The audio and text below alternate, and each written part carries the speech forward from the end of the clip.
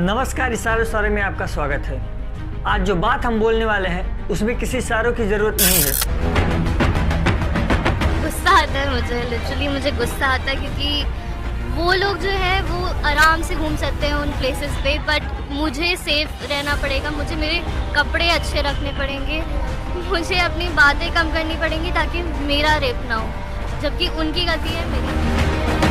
पर हम ground level पे नहीं जाते, हम अपने जो बेटे हैं, भाई हैं, उनको लाइक एजुकेट नहीं करते कि अगर कोई बंदी आपसे बात करे, कोई लड़की आपसे बात करे तो आपकी प्रॉपर्टी नहीं है, उसको आप लाइक ऐसे इतना एंटाइटल। एक ऐसा इंसान जिसके ऊपर रेप का सिर्फ चार्ज नहीं है, वो दोषी पाया गया है, यानी कि वो रेपिस्ट है। एक ऐसा इंसान जिसके ऊपर सिर्फ ये आरोप नहीं है कि उसके मर्डर की है, वो मर्डर का दोषी भी है। एक ऐसा मर्डरर, एक ऐसा रेपिस्ट जो अपने आप को संत कहता है, गुरमीत राम रहीम सिंह, उसको पेरोल मिली है 40 दिन की। In October, he got parole for 40 days before the Adhampur by-elections. Payroll में वो बाहर आकर के एक उपचुनाव से एकदम पहले ऑनलाइन माध्यम से वो सत्संग कर रहे हैं और उस सत्संग में भारतीय जनता पार्टी के बड़े बड़े नेता इस रेपिस्ट और मर्डरर इंसान जो अपने आप को संत कहता है उसको पिताजी कह रहे हैं। उसको ये कह रहे हैं कि हम आपके चरणों में हैं, हम आपको पिताजी मानते हैं, हमें आशीर्वाद दीजिए। पिताजी आपका आशीर्वाद बना रहे। जी बेटा। और बाद में जब ये सवाल पूछे गए तो इन नेताओं का ये कहना है कि जिसकी जैसी श्रद्धा, पार्टी इसमें विश्वास नहीं रखती, लेकिन अगर कोई व्यक्तिगत तौर पे श्रद्धा रखता है गुरमीत राम रहीम में तो हम उसका कुछ नहीं कर सकते। इस तरीके की जो कम्युनिकेट पोजीशन ले ली है बीजेपी ने, इसके बारे में भी कुछ बात करनी चाहिए, क्योंकि जब अभी दिल्ली में आम आदमी पार्टी के एक मंत्री ने एक तरीके की हेट स्पीच दी जिस पे उन्होंने हिंदू देवी देवताओं को न मानने की एक प्रण ली। उस वक्त भारतीय जनता पार्टी के ये कहना था कि ये आम आदमी पार्टी की हिंदू विरोधी मानसिकता है, यानी कि तब वो इंडिविजुअल वाली बात नहीं हुई, तब पूरी पार्टी हिंदू विरोधी है।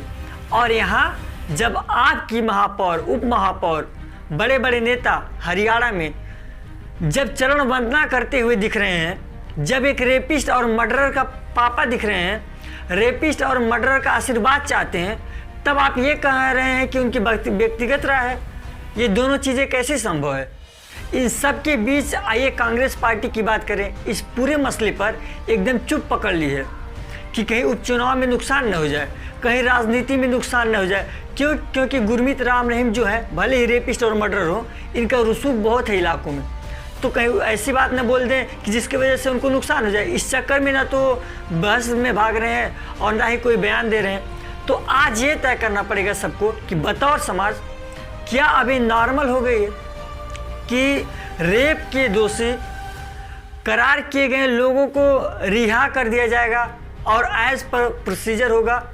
मैं बात करूं बिल्किस बानो की, और रेप के दोषी और मर्डर के दोषी गुरमीत राम रहीम को पेरोल दे दिया जाएगा, जिसमें वो सत्संग करेंगे उस पेरोल में, और उसके बाद उसमें कुछ विदेश बीजेपी के लोग पापा जी ग्रेड करके बुलाएंगे।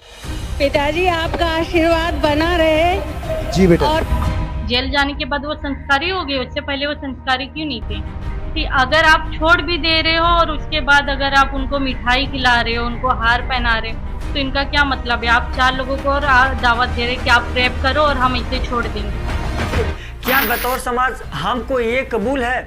क्योंकि अगर हमको ये कबूल है तो समाज में कोई दिक्कत है, क्योंकि नेता लोग जो हैं वो क्या करते हैं, ये आप ही के नाम पे करते हैं, ये आपके नाम पे हो रहा है, क्योंकि उनको वोट दिखता है गुरमीत राम रहीम में कि वो चुनाव जिता दें, कोई वो चुनाव जिता दें, कोई ये जिता दें। वो क्यों कर पा रहे हैं? क्योंकि उनको ये लगता है कि ये कंस्टिट्यूंसी है, कुछ लोग हैं जो कि प्रभावित होते हैं ऐसे रेपिस्ट और मर्डरर से।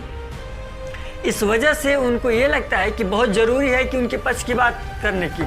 फिर कानून की क्या ज़रूरत है? इन फर्जी ढोंगी बाबाओं से इस देश को चला लिया जाए, ये सब चीज़ चुनाव के चलते मान ली जाए, कानून की ज़रूरत ही नहीं होगी, अदालतों की तो बिल्कुल ज़रूरत नहीं होगी।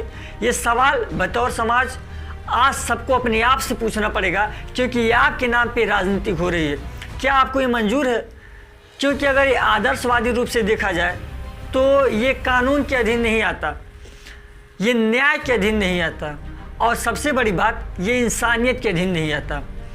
वो आदमी जो अपने नाम में इंसान लिखता है वो अपने आप से ये सवाल पूछे, रेप और मर्डर की चार्ज के दोषी हैं आप, अदालत ने आपको सज़ा दी है, आप सज़ा काट रहे हैं और बाहर निकलते ही आप ऑनलाइन प्रवचन देते हैं और लोग आप में अपने पापा ढूंढ रहे हैं। ये जो इस तरीके के लोग राजनीतिक पापा बने हुए हैं, इससे कैसे न्याय मिलेगी?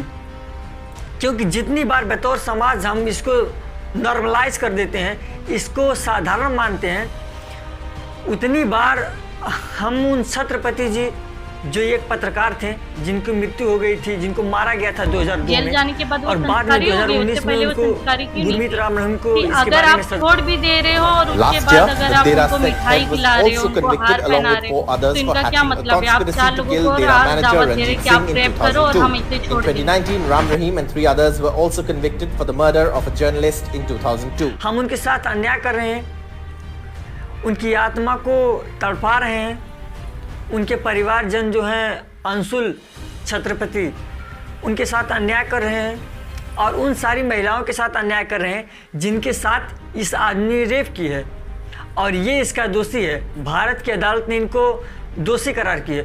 आपके नाम पे राजनीतिक हो रही है, तो तय लोगों को करना है कि क्या ये नॉर्मल है, क्या इसको साधारण मान ली जाए? क्योंकि अगर इसको धीरे धीरे करके साधारण मान ली जाए तब फिर न्याय प्रक्रिया की ज़रूरत ही नहीं है। फिर यही होगा, चुनाव के लिए बुलडोज़र चला दीजिए, चुनाव के लिए रेपिस्ट और मर्डरर को पापा बना लीजिए, चुनाव के लिए लोगों को रेप के बाद भी बाहर छुड़ा लीजिए और सब कुछ सामान्य होगा, क्योंकि ऐसा आप चाहते हैं। आज सारे में बस इतना ही। फिर मिलते हैं किसी और वीडियो के साथ, तब तक के लिए नमस्कार।